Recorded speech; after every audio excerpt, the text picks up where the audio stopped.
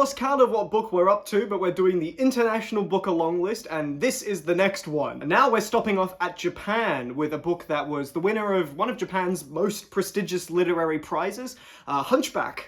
This book is a tiny little book about a woman who has a physical disability, and she lives in a care home that she self-funds.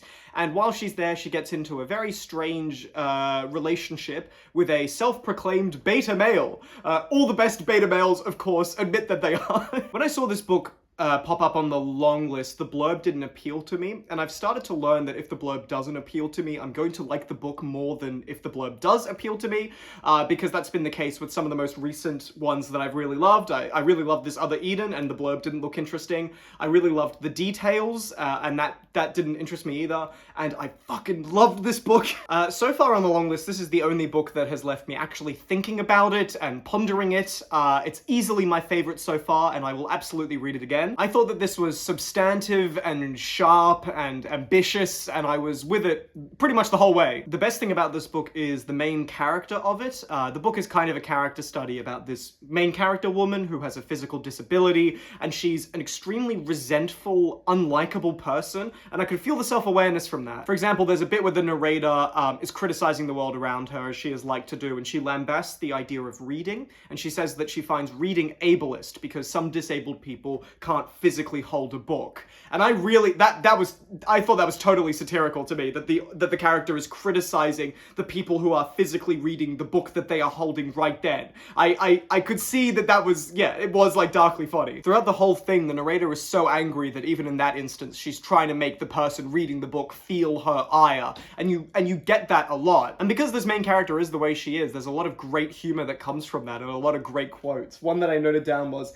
"These people really had no idea what it actually felt like, not to be able to breathe properly. They didn't even know what a pulse oximeter from 30 years back had looked like." You know, it's just like crazy quotes. The transition at the beginning of the book from the character's lame erotica to basically, I vacuumed the mucus out of my throat using my tracheostomy tube. I thought that was amazing. And often the character is trying to be shocking and trying to get a reaction out of people. She's trying to get people to empathize with her in a really, really aggressive way. And of course that comes through in the plot of the book, but also with just the way that she talks to you. Quotes like, "My ultimate dream is to get pregnant and have an abortion like a normal woman." That's meant to get a reaction out of you, and that's what the character herself is intending. And a lot of this anger she projects outwards, and then I feel like personally it comes back inwards with the sex scene that happens in the book, which was honestly very well done and very stressful, I thought, which was probably deliberate. And in amongst that dark humor and that great character work, there's a lot of really eye-opening moments about the practicality of having to live with being disabled.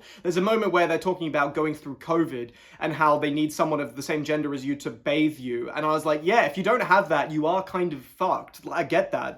But I would never have thought about it. It's my understanding that the physical disability of the main character in this book and the disability of the author who wrote it are comparable. And I felt like there was something of a self-analysis with this main character, and I felt that particularly because of the way the book ends, which I do want to talk about. So the main character throughout the whole book is writing this erotica, and then she has an actual sexual experience with a real person.